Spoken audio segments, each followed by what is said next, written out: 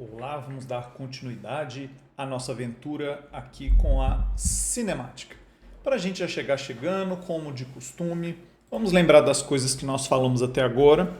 A gente veio com um papo sobre o movimento uniforme e a gente falou que o mais importante que a gente tinha a dizer sobre o movimento uniforme era o fato de que a velocidade, ou seja, a rapidez, não mudava.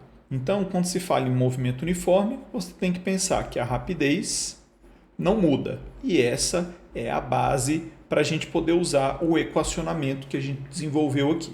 Beleza? Coloquei meu quadradinho exatamente em cima de onde não devia. E aí a ideia é a seguinte: se a rapidez não muda, a gente tem várias consequências interessantes. Significa que a velocidade pode ser calculada simplesmente como o deslocamento dividido pelo intervalo de tempo.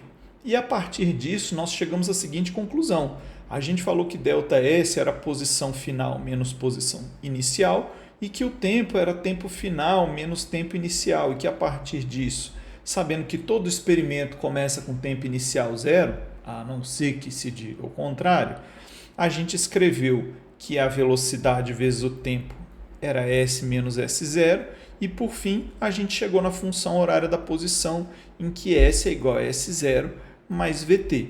Isso aqui foi muito importante para a gente conseguir uma fórmula que relacionasse os valores dos problemas, os valores dos dados, das coisas que estão em movimento. Então, cada objeto vai ter a sua própria função horária da posição.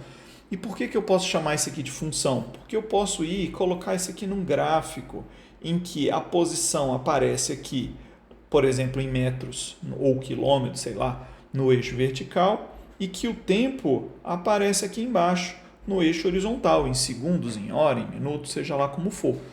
E o movimento uniforme vai aparecer como uma função de primeiro grau, porque afinal de contas, se isso aqui é o eixo Y e isso aqui é o eixo X, o que a gente tem é uma função afim a x mais b, como a gente já tinha visto, né? Um f de x igual a ax mais b, né? Em que esse a é o coeficiente angular e que esse b é o coeficiente linear, o ponto de interseção dessa reta com o eixo vertical. Se o coeficiente angular for positivo, a reta é crescente; se for negativo, a reta é decrescente. Então, se a velocidade é positiva, o objeto está indo para frente em relação ao referencial; se é negativo, está indo para trás em relação ao referencial. E é isso que a gente faz. Então, a partir disso aqui, a gente consegue chegar na conclusão, né, de que realmente isso aqui é um S0 mais VT, em que o S0 é exatamente essa posição aqui, ó, a posição no tempo igual a zero. Beleza? Então, por trás de toda essa simplicidade, assim como você estudou lá no capítulo de funções com os professores aí de matemática, o mais importante é você adquirir vocabulário e conhecer de que forma as coisas são apresentadas, porque isso aqui é muito difícil de duvidar. Então, se é difícil de duvidar, é difícil você saber que dúvidas você vai ter na hora de resolver problemas relativos a isso. Beleza? Vamos resolver uns problemas aqui? Minha primeira sugestão é esse aqui, ó. Numa avenida longa, os sinais de tráfego são sincronizados de tal forma que os carros, trafegando a uma determinada velocidade, encontram sempre os sinais abertos, onda verde. Né? Lá no final dos anos 80, início dos anos 90, foi feito isso na Avenida W3 Sul, em Brasília. Então lá os semáforos são meio que sincronizados para que os veículos tenham um melhor aproveitamento da via se eles estiverem numa determinada velocidade. Até onde me consta, essa velocidade na W3 Sul é de 55 km por hora. Eles fizeram isso numa época em que não existiam radares que permitiam tirar foto dos veículos trafegando em alta velocidade, porque esses veículos podem causar acidentes, atropelar pedestres, perder o controle, atropelar, matar todo mundo numa parada de ônibus. Então, como isso é uma coisa muito grave, eles tentavam alguma forma, né, menos punitiva, né, até para o motorista não ficar aí revoltado, porque todo mundo que é pego no pulo vai ficar com raiva, mesmo que esteja errado. Né? Então, para tentar uma abordagem mais cuidadosa com a população como um todo, fizeram o seguinte: eles programaram os semáforos da via W3 Sul de forma que Tu quer correr, né? Tu quer andar 80 por hora? Beleza, tu vai correr. Chega ali, tu pega o sinal vermelho. Vai ficar igual um palhaço parado, esperando o tempo passar. Aí tu vai correr pro próximo? Vai pegar o próximo vermelho de novo. Por quê? Porque tu tá correndo, tu tá numa velocidade que não é a velocidade preferencial da via. E aí o ser humano que anda a 55 km por hora, ele tá ali, ele tá mais lento. Claro que ele tá, mas ele pega muito mais semáforos verdes. Então ele para menos, e se ele para menos, ele chega mais cedo. Essa foi a forma. Muito didática.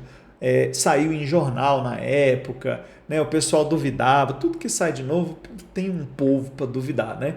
E aí a galera duvidava. E aí o repórter foi lá, pegou o carro lá da emissora e saiu andando. Aí ele fez um teste. Ele andou a mais de 55 e ele andou a 55. E a 55 ele cruzava praticamente a via W3 Sul inteira, praticamente sem pegar nenhum sinal vermelho. Pegava um, às vezes dois. E quando ele estava acima da velocidade, ele praticamente em todas as quadras ele acabava alcançando o sinal vermelho, né? Então isso aí tem uma dinâmica super complexa para se avaliar. No entanto, apesar de ser super complexo, apareceu no Enem, inclusive, uma questão de um nível bem alto, inclusive, sobre sincronismo de semáforos, e que era difícil de resolver para o estudante que não tinha o domínio do conceito de movimento uniforme.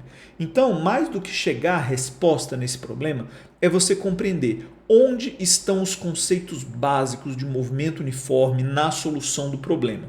Porque é isso que vai resolver para você. Porque dificilmente você vai ver outro problema exatamente com essas palavras. Porque diferentemente do que acontece com outros tópicos da física, os problemas não são idênticos. Aqui na cinemática, eles têm uma variedade enorme de possibilidades, justamente por conta da extrema simplicidade dos conceitos. Não quer dizer que são fáceis, quer dizer que eles têm uma simplicidade. E essa simplicidade faz que tenha uma gama de possibilidades muito maior e, portanto, muito mais armadilhas para o estudante. Beleza? Então vamos ler o exercício com o propósito de tentar enxergar os conceitos que estão escondidos nele. Beleza? Considerando-se que a distância entre sinais sucessivos é de 175 metros e que o intervalo de tempo entre a abertura de um sinal e a abertura do sinal seguinte é de 9 segundos, a velocidade média com que os veículos devem trafegar nessa avenida deve ser qual? É isso que ele pergunta. Beleza?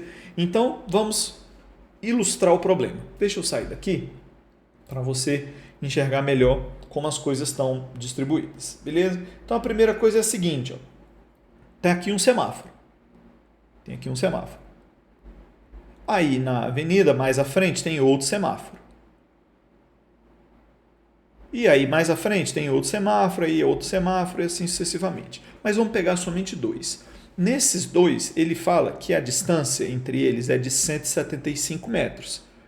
Aqui a gente vê que esse raciocínio que a gente está aplicando aqui serviria perfeitamente para a Avenida W3, porque lá os semáforos estão distribuídos de forma mais ou menos uniforme. Porque as quadras têm o mesmo tamanho, os retornos estão mais ou menos nos mesmos lugares. Então, em geral, dá para aplicar esse raciocínio numa via como essa. Né? Numa via mais complexa, com a distribuição mais espaçada ou coisas mais juntas numa cidade, né, de um formato diferente, esse raciocínio não seria tão fácil de aplicar. Mas em muitos lugares é aplicado também. Então ele fala que esse sinal aqui, ó, ele fica verde. No momento em que esse sinal fica verde, eu não sei o que está no outro, mas imagino que ele esteja fechado. E eu garanto que ele vai estar verde daqui mais 9 segundos. É isso que está escrito no enunciado. Ele está dizendo que no momento em que esse semáforo fica verde, você tem 9 segundos para chegar no próximo, e aí o próximo vai estar verde se você chegar em 9 segundos. Se você chegar em menos de 9 segundos, ou seja, se você resolver correr entre um e outro, você vai chegar lá e vai ter que ficar esperando, porque o semáforo não vai estar aberto ainda.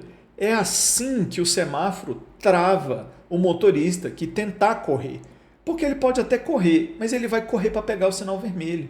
Ele não vai chegar primeiro no destino dele. Ele só vai pegar o sinal vermelho antes de todo mundo. É isso que vai acontecer. E no momento em que ele estiver lá parado, o veículo que está na velocidade preferencial vai passar por ele andando, porque ele vai ter que acelerar no momento em que o sinal abrir, enquanto o outro já vai vir no embalo. Beleza? Então é isso. Tá aqui, ó, eu tenho uma distância que é o deslocamento a ser percorrido entre um semáforo e outro. Aqui eu tenho o tempo preferencial, o tempo que é o melhor tempo possível para você chegar de um semáforo no outro. Porque se você chega nesse tempo de 9 segundos, você chega no momento em que o sinal acabou de abrir. E isso é ótimo, porque você não precisa frear para passar no semáforo. Você só continua o seu movimento. Beleza? Entendeu aí qual é o conceito que está escondido? Eu sei que o carro acelera, freia, eu sei que pode ter um veículo lerdão ali na sua frente, atrapalhando, eu sei que pode ter uma pessoa atravessando na rua fora do lugar, eu sei que pode ter um acidente, pode ter um carro do bombeiro, pode ter uma ambulância, pode ter um monte de coisa, uma viatura policial passando para fazer ali uma missão, né, e acaba desviando ali o trânsito. Então tudo isso pode acontecer no seu trajeto. Porém, está escrito aqui que esse espaço de 175 metros é percorrido em 9 segundos, você chega no semáforo seguinte o mais rápido possível. Então, que velocidade é essa? Aí a gente calcula. Vamos ver qual é a velocidade que o veículo deveria ter para sair de um semáforo para o outro em 9 segundos, sabendo que a distância é 175 metros. Aí eu vou calcular aqui, ó, velocidade é deslocamento sobre tempo. Então aqui é 175 e o tempo é de 9 segundos. Beleza? Esses são os dados que a gente tem. Se você executa essa continha, você vai chegar numa fração que não é exata. Você vai chegar em um número 0,4444 metros por segundo. Mas fazendo a leitura das alternativas, você vê que ele está querendo em quilômetros por hora. Então, essa velocidade aqui em metros por segundo, ela é muito boa, ela é a resposta do seu problema. No entanto, ela não é conveniente para você marcar as alternativas. Então, vamos fazer a conversão de unidade. Aqui, ó, onde eu tenho 175 metros, eu vou escrever 175 metros em quilômetros. Isso é o mesmo que 175 sobre 1000. Isso aqui é o tanto de quilômetros que você tem como distância, beleza? E aqui você tem 9 segundos. 9 segundos, 1 segundo é uma fração de uma hora, uma fração de 3.600. Então, isso aqui é 9 dividido por 3.600 hora, né? Porque, afinal de contas, 9 segundos é uma fração de hora. Por isso que apareceu aqui uma fração com um numerador pequeno, denominador grande, beleza? Então, 175 sobre 1000 vezes 3.600 dividido por 9, recordar é viver, mantém a primeira fração e multiplica pelo inverso da segunda. Aí você vai obter isso aqui em quilômetro por hora. Executando essa continha, você chega exatamente em 70 quilômetros por hora, que é o que consta na letra C. Ou seja, se você andar nessa via a 80 km por hora, quando você passar por um sinal verde, você vai chegar no próximo, ele vai estar fechado ainda. Aí você vai ter que frear e vai parar. Se você vier a 70 km por hora, na hora que você estiver passando por esse sinal, ele vai acabar de abrir bem na sua frente. Você vai sentir que você está indo pela via e que o próximo sinal vai abrir a cada instante que você passar. Ele vai estar sempre aberto para você. E se você pegou esse aqui, né, ele está quase fechando, você vai chegar no outro antes dele fechar. Beleza? Aí você vai falar assim, não, então beleza, eu passei por esse aqui quase fechando, então eu vou passar a 80 nesse primeiro aqui, que é o passo mais rápido. Beleza, você vai pegar esse aqui aberto, mas o próximo vai estar fechado, te esperando, porque você vai ter excedido, né, aí a velocidade esperada para pegar o máximo de sinais verdes nessa via. Beleza? Tranquilo?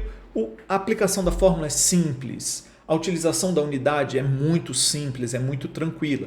O que conta é a interpretação. Beleza? Próximo problema. Numa pista de corrida de 6 km de extensão, o carro desenvolve velocidades de até 250 km por hora nas retas e cerca de 180 km por hora nas curvas. Sabendo que ele gasta 3,6 minutos para dar 2 voltas completas, responda qual a velocidade escalar média nessas 2 voltas em km por hora. Aqui é conceito. Velocidade escalar média é o deslocamento total dividido pelo tempo total. Quais foram suas velocidades intermediárias? Não me interessa, Judite, não me interessa. Então, se não interessa, não interessa que suas velocidades podem chegar a 250 km por hora. Problema seu. Não interessa que você faz as curvas a cerca de 180 km por hora. Não interessa. Você gastou 3,6 minutos para dar 2 voltas completas. Então, 2 voltas completas significa que o seu deslocamento é de 2 vezes 6 km e que 2 vezes 6 km resulta em 12 km. É isso que interessa. O seu tempo para dar essas 2 voltas é de 3,6 minutos.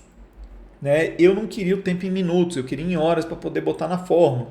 Então, 1 minuto é uma fração de hora, então vai aparecer uma fração aqui. A fração é 3,6 dividido por 60, medido em horas, beleza? Porque dentro de 1 hora tem 60 minutos. Escrevendo isso, finalmente a gente diz que a velocidade é o deslocamento dividido pelo tempo.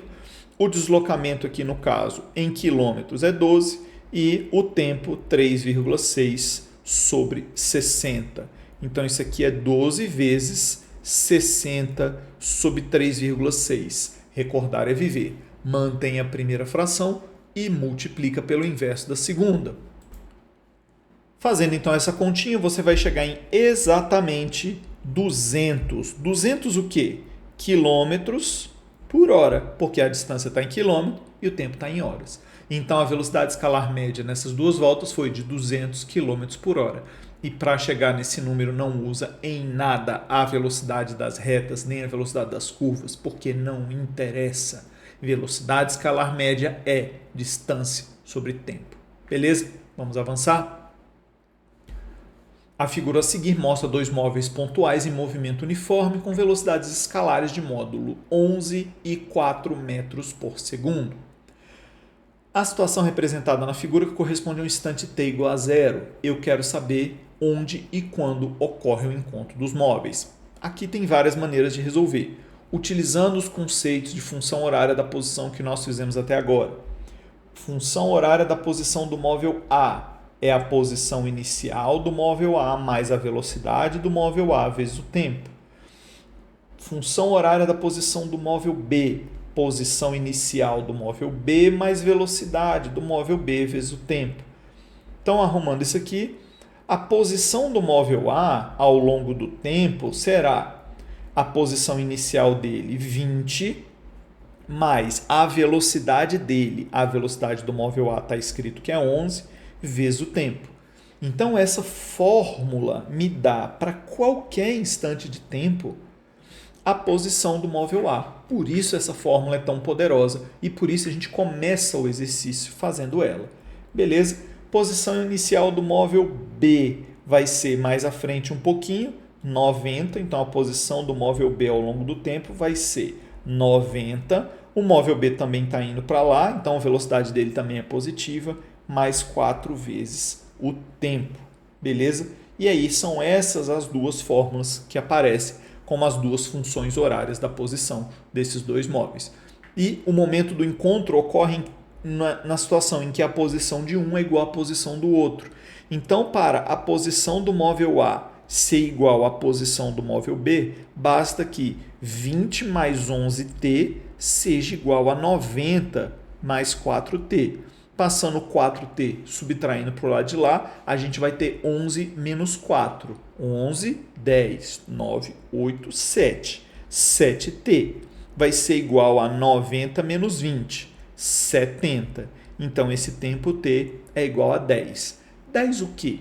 10 segundos, porque eu tenho velocidades em metros por segundo e posições em metros. Confira as unidades toda vez que chegar no número.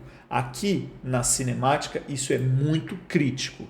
Toda vez que chegar no número, tem que checar as unidades desde o começo, porque se você piscar o olho e botar a unidade errada, você vai chegar na resposta errada e ela vai estar lá para você marcar a alternativa. Beleza? Então, eu acabei de descobrir quando o encontro ocorre, mas onde? Eu não sei. Eu vou pegar esse tempo e vou botar na fórmula da posição desses móveis, para eu poder ver onde eles se encontram. O móvel A, no instante 10, ele está na posição 20 mais 11 vezes 10, que é 20 mais 110, que nada mais é do que 130 metros. O móvel B, no tempo 10, ele está na posição 90 mais 4 vezes 10. Então, ele está na posição 90 mais 40, que para surpresa de ninguém, me dá 130 metros. Afinal de contas, essa é a posição em que ocorre o encontro. Então, o encontro ocorre na posição 130 metros mais à frente. E quando ocorre? Após 10 segundos desse instante que está sendo ilustrado aí na figura. Beleza? Então, a ideia é justamente essa, é você ver onde e quando ocorre o encontro. Mas essas não são as únicas perguntas que poderiam ser feitas. Ele poderia, por exemplo, perguntar: qual será o deslocamento do móvel A até o encontro? Qual será o deslocamento do móvel B até o encontro? Qual é a diferença de deslocamentos entre o móvel A e o móvel B até o encontro? Tem várias maneiras de fazer a mesma pergunta. Algumas delas aí teriam respostas bem curiosas. Se você prestou atenção no que eu falei, volta. Se você não prestou atenção, volta e escuta as perguntas de novo. Né? Então tem diversas formas de você poder perguntar isso daqui e aumentar aí a dificuldade aí para solucionar o problema. Beleza? Sucesso com isso, muito de boa, né? Não há nada de boa, beleza? E se você quisesse fazer esse problema de uma forma diferente? Se você quisesse fazer esse problema mais rápido, falar assim, não, eu achei isso aqui muito lerdo, eu queria um negócio mais rápido. Uma maneira que você tem de resolver esse problema mais rapidamente é perceber que o móvel B está indo a 4 metros por segundo, ou seja, a cada segundo o móvel B anda 4 metros, só que o móvel A anda 11. Então essa distância entre eles aqui, ó, que está em 70 metros, ela diminui conforme o tempo vai passando. Ela diminui de 11 menos 4, nada mais é do que 7 metros. Então, a cada segundo, essa distância fica 7 metros menor. Ou seja, eu tenho uma velocidade de aproximação de 7 metros por segundo e tenho uma distância de 70 metros a ser vencida. Então, se eu tenho essa velocidade, que é essa distância dividido pelo tempo, eu posso dizer que essa velocidade será a distância de 70 metros para ser vencida no intervalo de tempo t, e esse intervalo de tempo t será 70 sobre 7, que nada mais é que 10 segundos. Beleza? Você pode pensar assim, nossa, muito mais fácil, vou fazer desse jeito. Muita calma. Porque pode ser que nem todo problema tenha a situação obviamente mostrada como esse daqui. Pode ser que o seu problema de cinemática traga dificuldades que não estão tão claras, né, no enunciado quanto o que a gente viu nesse daqui. Né? Então o que você tem que fazer? Resolver um montão de problemas. Um montão. Dezenas, centenas de preferência. Se você fizer isso, você vai garantir que você vai conhecer uma ampla gama de possibilidades. E quando você encontrar um problema surpresa, você vai ter muito vocabulário, muita experiência para conseguir mostrar o que precisa para solucionar o problema. Seja mais rápido, seja mais lento. Aqui está a diferença do estudante que fala que o Enem é uma prova longa e do estudante que conseguiu fazer uma pontuação mais elevada. Beleza? Então, as duas questões poderiam, né, as duas soluções poderiam ser apresentadas na prova do Enem, sem grande problema. Mas quem é que vai enxergar essa solução aqui? Quem tem experiência. Por quê? Quem não tem experiência e vai dar mole, vai, por exemplo, pegar um problema como esse aqui, ó, e pegar o 250 e querer fazer média com 180, para ser muito doido.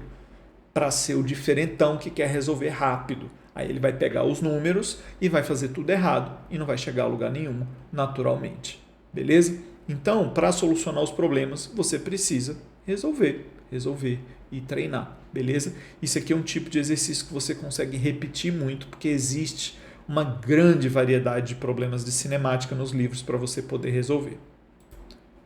E para acabar a nossa conversa, vamos pegar uma outra situação de movimento uniforme aqui, essa envolvendo aí um corpo extenso. Ele pede para a gente calcular o tempo que um trem de 250 metros de comprimento, então ó, o tamanho do trem é 250 metros, o tempo que ele demora para atravessar completamente uma ponte, então o comprimento da ponte de 150 metros. Então qual é a ideia? Está aqui a ponte, olha lá, pronto, está aí sua ponte.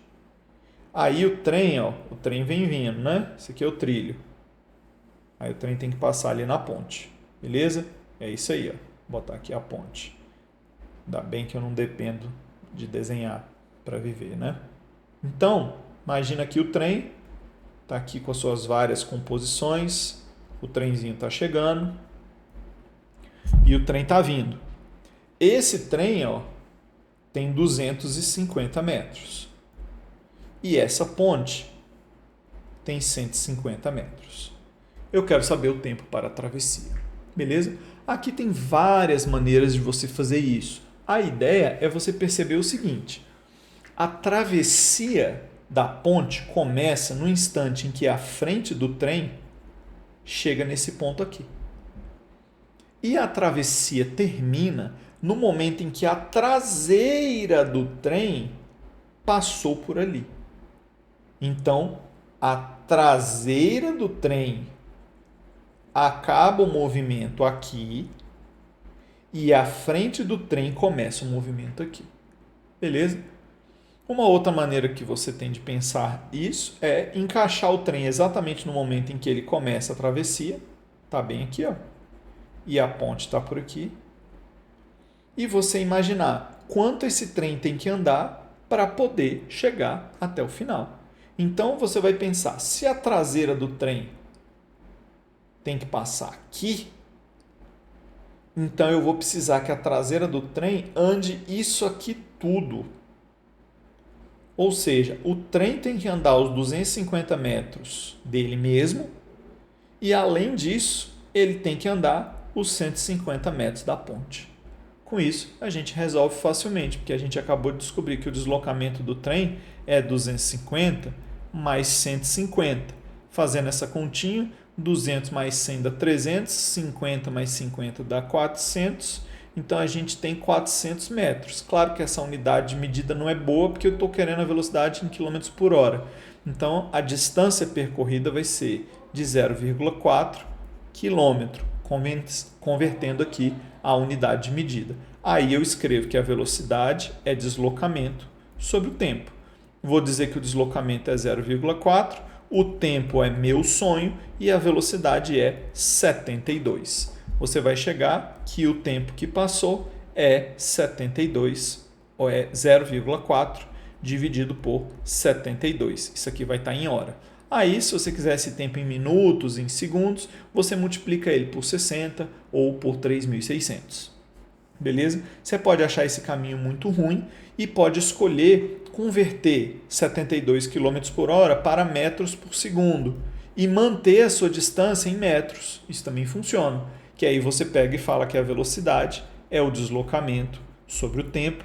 O deslocamento de 400 dividido pelo tempo resulta na velocidade igual a 20. E aí ficou bem mais crocante, né? Em que o tempo fica claramente aí o tempo de 20 segundos.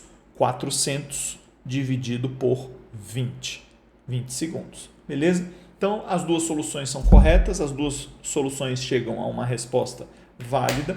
E aí, se for uma questão de múltipla escolha, você vai aí poder escolher qual das melhores, né, unidades você vai usar. Veja, não existe regra, não existe regra. Você segue o caminho que a sua experiência e que a maior variedade possível de exercícios trouxe para você. Beleza? Sobre movimento uniforme é isso. Espero ter ajudado aí a elucidar como a gente faz a aplicação disso nesse tipo de problema, mas agora, na nossa próxima aula, vamos ver como isso acontece no espaço, ou seja, quando a gente tem vetores mostrando o movimento dos objetos. Era isso por hoje. Valeu, falou!